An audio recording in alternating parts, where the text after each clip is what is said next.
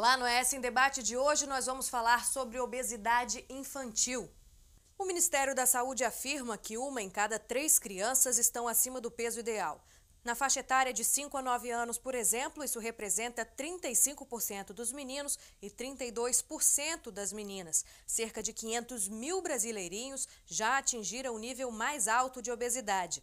Mas por que essa doença tem atingido cada dia mais as crianças? E o que fazer para evitar que essa epidemia atinja o seu filho? É isso que nós vamos descobrir agora. E para nos responder estas e outras perguntas, nós convidamos a psicóloga Tatiele Bonan e a nutricionista Gláucia Justo. Sejam bem-vindas. Então, Gláucia, eu começo com você. Por que esse número de crianças obesas aumentou? É uma coisa genético? É um problema com os pais? O que acontece? Carol, na verdade, a obesidade, principalmente nas crianças e também nos adultos, ela é multifatorial. Existem vários fatores que estão relacionados. Existe o fator genético, onde existe essa predisposição genética em algumas pessoas, em algumas crianças. Existe o fator da questão da atividade física. Hoje as crianças têm ficado muito mais em casa, presas a pequenos espaços, em frente à televisão, horas e horas na frente de computador. Então isso diminui a atividade física, diminuindo então o gasto energético, e também tem a questão alimentar. Os alimentos que são oferecidos a essas crianças, tanto na escola quanto em casa, o consumo elevado de calorias e a baixa atividade física, consequentemente leva ao acúmulo de peso. Certo. Tatiele, você concorda? É exatamente essa questão, né, Gláucia? Algumas pessoas falam de genética, tem o metabolismo lento, e a gente sabe que isso não existe dessa forma. Que a porcentagem de pessoas, e crianças ou adultos, que têm sobrepeso por questões genéticas é baixíssimo. A questão é o que a gente aprende em casa. Como a gente pode perceber, é muito comum que crianças obesas tenham pais que são obesos também. Então a gente vê que é uma questão de educação familiar.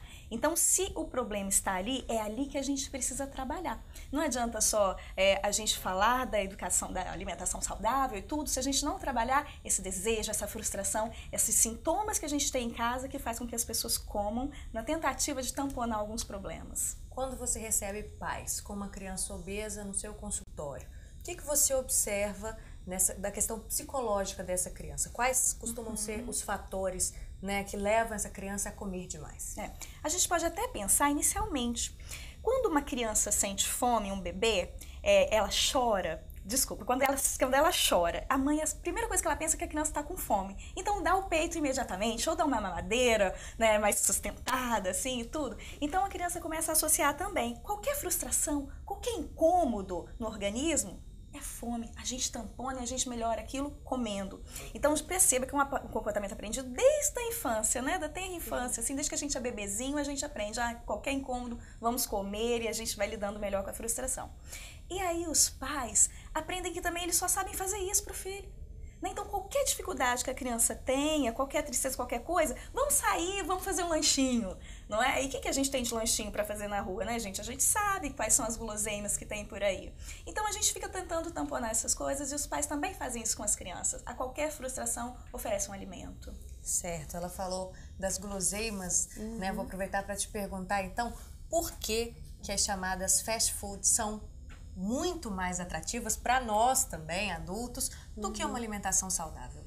Os fast foods, a questão da palatabilidade do alimento ela é um pouco maior. A concentração de lipídios dá uma maior palatabilidade, então é gostoso comer aquilo. A concentração de açúcar também é um tanto maior do que os alimentos in natura, então também aguça o paladar. A questão do sal, às vezes a gente não tem noção, mas nos refrigerantes contém muito açúcar, contém muito sal. Então são alimentos realmente que satisfazem o paladar.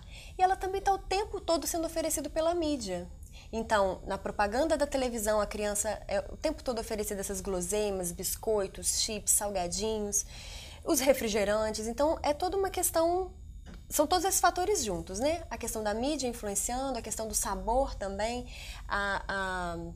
a colega falou a respeito dos pais presentearem com os alimentos, né? É muito comum.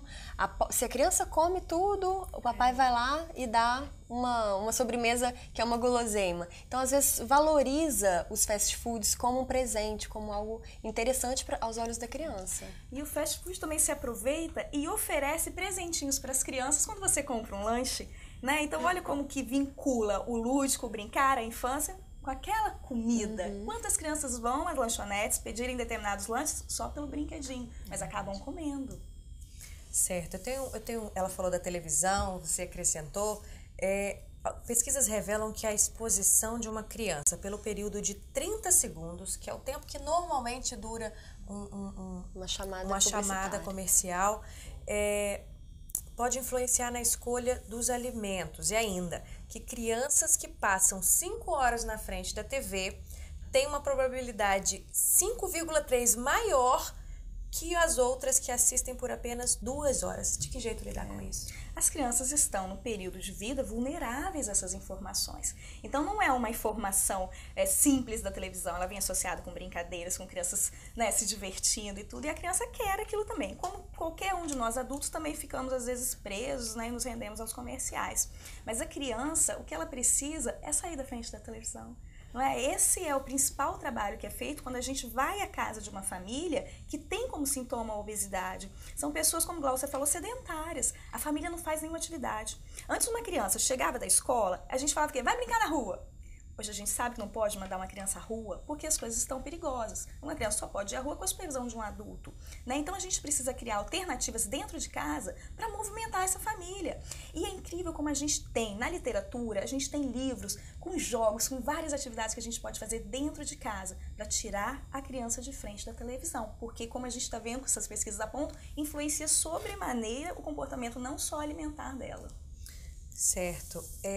Os pais, na opinião de vocês, podem, na maioria das vezes ou não, ser responsabilizados? Ela já falou, né, a questão dos pais que já têm um hábito, né, tornam os filhos obesos. Isso tem uma influência? Tem, mas é muito fácil culpar os pais, né? É uma tendência maior das crianças que são obesas terem os pais obesos, mas às vezes nem os próprios pais sabem como fazer para melhorar a sua alimentação. Então é um trabalho familiar, não adianta culpar a criança, não adianta culpar o pai, é toda a família que tem que mudar os seus hábitos, e às vezes é uma questão assim, independente às vezes da vontade da criança, independente da vontade dos pais, mas com certeza uma mudança dos hábitos dos pais vai refletir no hábito da criança. Eu percebo assim, Glaucia, que muitos pais não têm a consciência de que oferecem alimentos o tempo todo e inadequados para as crianças. Né? Então, o trabalho deles perceberem também o que eles estão oferecendo para o filho e a que horas eles oferecem é importante. Porque às vezes os pais procuram um nutricionista, procuram um psicólogo para a criança emagrecer, mas não percebe que ele próprio é que oferece e que compra. Exatamente. Como que aquele alimento vai parar dentro da casa? Alguém foi ao supermercado e comprou. Então, tem algum adulto, então, nesse sentido a responsabilização do adulto. Sim. Claro que ele é vítima de sua própria história de vida e aprendizados, mas ele é o responsável por comprar, por adquirir e colocar dentro de casa. É engraçado, né? Se você leva uma criança na creche e você diz que tem que ser mamadeira dada naquele horário, a pessoa vai te perguntar, com açúcar ou sem açúcar? Uma coisa que eu queria saber é essa questão do açúcar. Quando você começa a inserir o açúcar na vida da criança desde pequenininho, na mamadeira, isso pode gerar um vício, porque a gente sabe que açúcar vicia, né? É verdade. É muito comum exatamente isso, né? Adicionar o açúcar. Esse açúcar de adição deixa o nosso paladar mais sensível para o doce. Então, uma vez que a criança, nas primeiras experiências, sente esse paladar mais doce do leite, do leite com achocolatado, vai sempre... É como se a nossa língua ficasse viciada naquele sabor. Então, quanto antes você puder retardar oferecer esse tipo de alimento, como o excesso de açúcar, o excesso de sal, para a saúde da criança é melhor. Então, não tem uma idade certa. É o máximo que os pais conseguirem evitar o primeiro contato. Agora eu fiquei curiosa, porque eu não tive açúcar na minha infância. Minha mãe não me deu chupeta, não me deu mamadeira, açúcar nada, doce nada, até uma certa idade. E hoje, eu estava até conversando, eu tenho crises hipoglicêmicas. Será que é por isso, por essa falta de açúcar que meu organismo não consegue metabolizar? Pode ser, né? Quem está assistindo em casa pode ter essa dúvida também ou não? Não. É só uma questão do sabor mesmo. Nada que vá te trazer algum prejuízo depois. Muito pelo contrário. O que seus pais fizeram foi excelente e é o que os outros pais também deveriam fazer. É uma questão só do paladar da criança. Acostumar o paladar da criança com sabores suaves, o sabor natural do açúcar das frutas. Porque às vezes fica desinteressante você tomar um suco de manga, uma vez que o refrigerante tem uma cor mais atraente, um sabor mais atraente, bem mais doce. Então é uma competição desleal, né? Então, quanto você puder retardar esse primeiro contato com o açúcar, o excesso de açúcar e o excesso de sal, seria melhor. Nossa, então, a falta de açúcar, né? A gente falou do excesso de açúcar quando criança. A falta de açúcar pode fazer com que o organismo não aprenda, né, metabolizar esse açúcar e acaba dando esse tipo de problema? Não, de maneira nenhuma isso não acontece. Na verdade, quanto mais tempo a gente puder expor essa criança ao primeiro contato do açúcar, é melhor. Mas nada que vá prejudicar a saúde da criança, pelo contrário, cada vez, assim, observa-se um comportamento benéfico à saúde da criança. Então, quanto mais essa exposição for retardada, melhor. Certo. Então, eu te peço, para quem tem um bebê em casa, né, quando iniciar com açúcar na refeição, de que forma iniciar? Iniciar de maneira gradual, evitar o primeiro contato com o açúcar pelo menos até o primeiro ano de idade e que isso seja uma coisa bem espaçada, que não seja oferecido diariamente o açúcar de adição. Evitar, então, colocar açúcar no suco natural. O açúcar, por exemplo, o suco de laranja já tem o seu sabor natural, já tem o açúcar natural. Então, evitar o açúcar de adição nas bebidas, no leite, evitar o excesso de açúcar na alimentação da criança. Isso, para a criança, para o adulto, não tem idade, é para todos nós. Certo. Você trabalha com pesquisa, com observação. Você tem dados de quantas crianças, por exemplo, aqui em Vitória, tem essa dificuldade com a obesidade? Sim. As crianças aqui em Vitória, a gente tem uma pesquisa recente de 2009. As crianças do município de Vitória passaram por uma avaliação do estado nutricional, tanto de escolas públicas quanto de escolas particulares, e aqui em Vitória nós temos uma prevalência menor do excesso de peso quando comparado com o Brasil. No Brasil nós temos cerca de 33%, 34%, aqui em Vitória aproximadamente 24%, quase 25% das crianças com excesso de peso. É um dado alarmante, mas quando comparado com o Brasil a gente ainda tem essa ressalva. Quando a gente compara com municípios do interior, como por exemplo em Santa Maria de Jetibá, existe uma redução nessa prevalência, por ser um ambiente às vezes onde a criança pode praticar atividade física, não tem esse assédio dos fast foods dentro de municípios mais do interior do estado. Então, essa diferença que a gente observa do meio rural para o meio urbano no Brasil, ela também se reflete no nosso estado. Engraçado que a gente às vezes pensa justamente o contrário, né? A gente pensa aquelas comidas de interior, mãe dando, né, mingau e tal, aquelas coisas fortes, sustância, né, que todo mundo fala, e a gente acha que é o contrário, mas não é, né? Que bom. A gente pensa na agricultura familiar, né? Essas pessoas também estão plantando as coisas que elas vão comer ali, né? Mais tranquilo. E elas aprendem, tem uma relação diferente também com as hortaliças, com os legumes, porque elas sobrevivem daquilo. Então a visão também é diferente da gente que vai ver ou pensar num hambúrguer. Certo. Eu vou pedir licença a vocês, um minutinho só, a gente vai para um breve intervalo e volta já.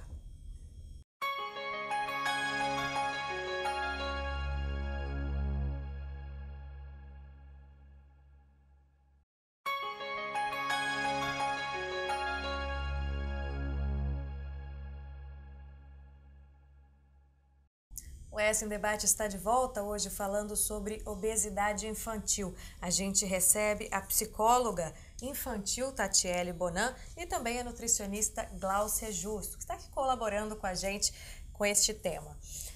Gláucia, em relação à saúde de uma pessoa, é normal uma criança obesa se tornar um adulto obeso? Quais são as consequências que essa obesidade infantil pode gerar ao longo da vida? Infelizmente, a chance de uma criança obesa se tornar um adulto obeso é grande sim, e ela existe.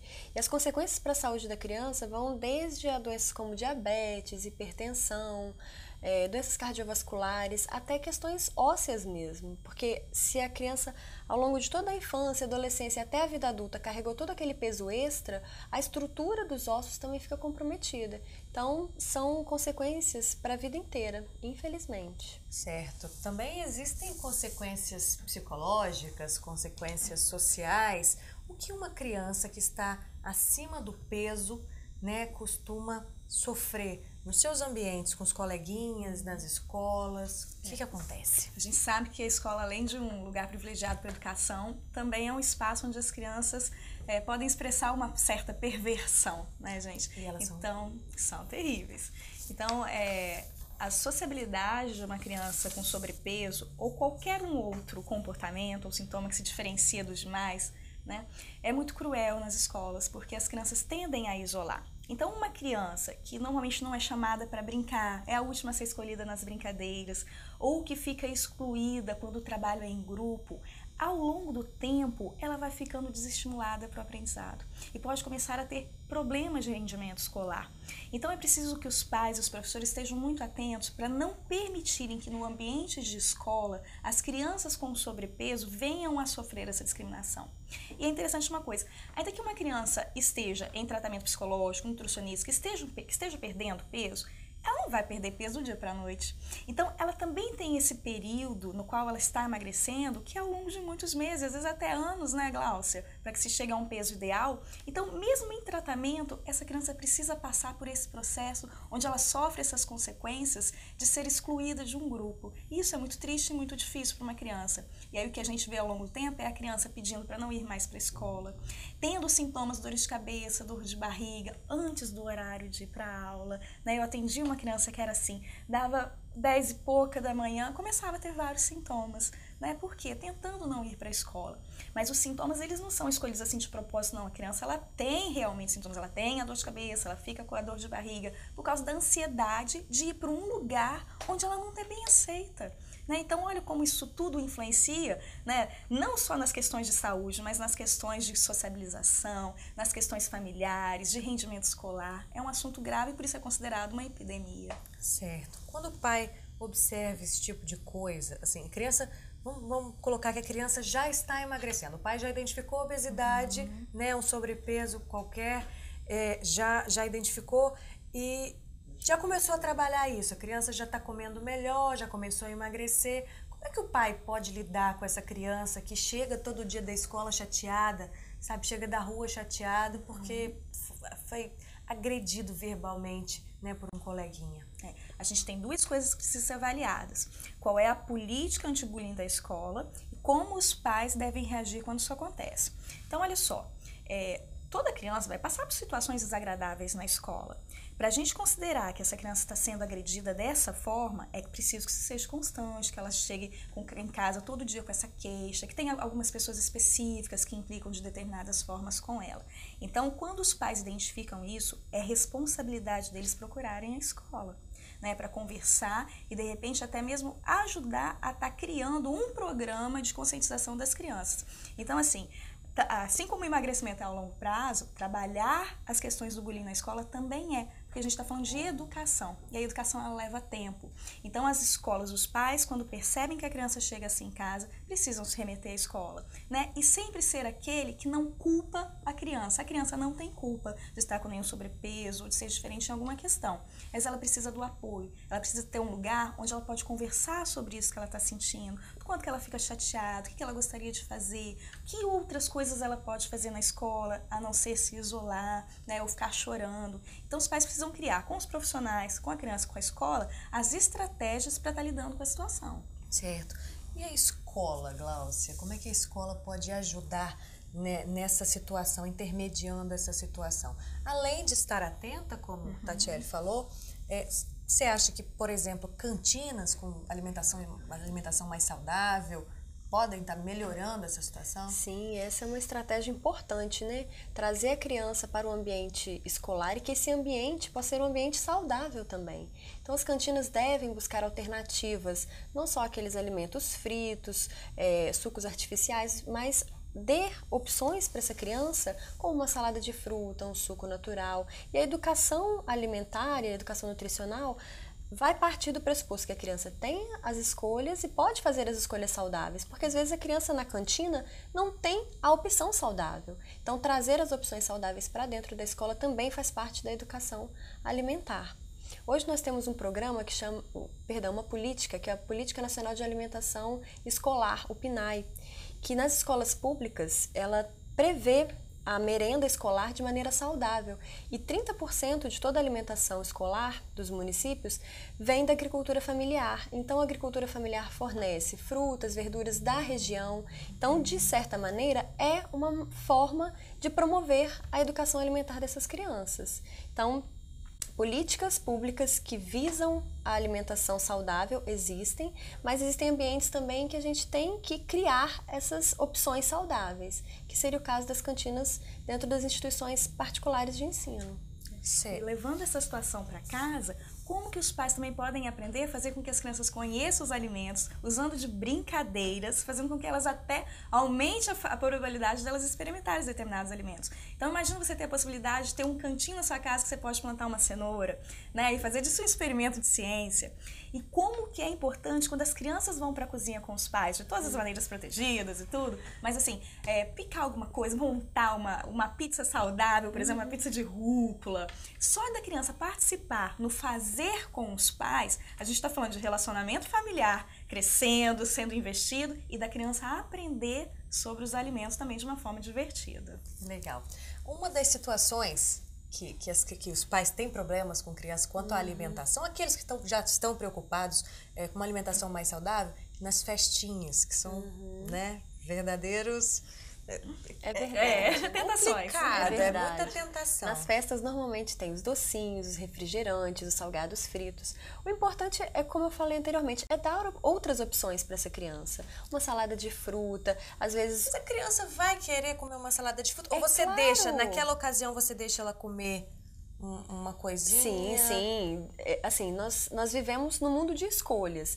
Não é que nunca vai ser permitido, mas em determinadas situações, no aniversário, é claro que é permitido. Mas o que é interessante, às vezes, é que a gente cria determinados hábitos. Por que não oferecer refrigerante na festa de aniversário? Por que não oferecer uma salada de fruta? Então, oferecer suco, no caso. Criar novos hábitos também.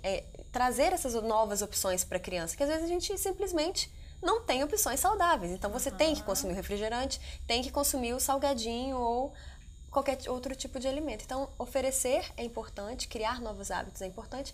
E é claro que um salgadinho de vez em quando não é também proibido. Quando a mãe já sabe que vai para uma festa e já sabe o estilo da festa, vale alimentar a criança antes de ir para a festa? Vale, com opções saudáveis, com certeza vale, é uma ótima estratégia. Inclusive nós devemos fazer isso. Não só as crianças, né? Não só as crianças. E aí isso é a questão que a gente está falando. Se os pais já fazem isso, já se alimentam, por exemplo, antes de ir para uma festa, a criança vai aprendendo, né? Ir para uma festa com fome é a pior coisa que tem. Porque a gente vai comer de salgadinho mesmo, vai comer coisas que não precisaria estar comendo. É verdade. Voltando à questão da escola, como é que os pais podem preparar um lanche, né? Porque nas escolas públicas já tem essa política, mas ainda existem algumas cantinas nas escolas públicas também que continuam vendendo. Sim. Nas escolas particulares a gente já observa algumas cantinas já mais saudáveis, né?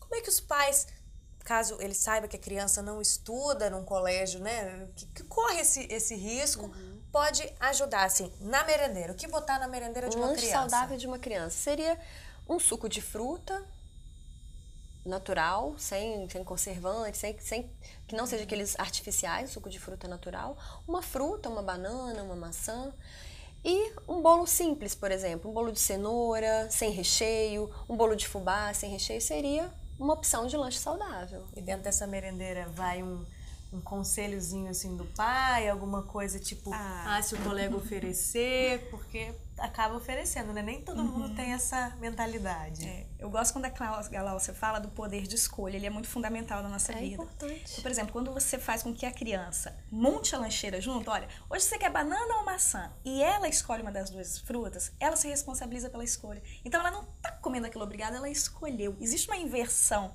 é uma estratégia que a gente utiliza, né? De fazer com que a pessoa escolha e se responsabilize por aquilo. Então montar a lancheira junto é ótimo.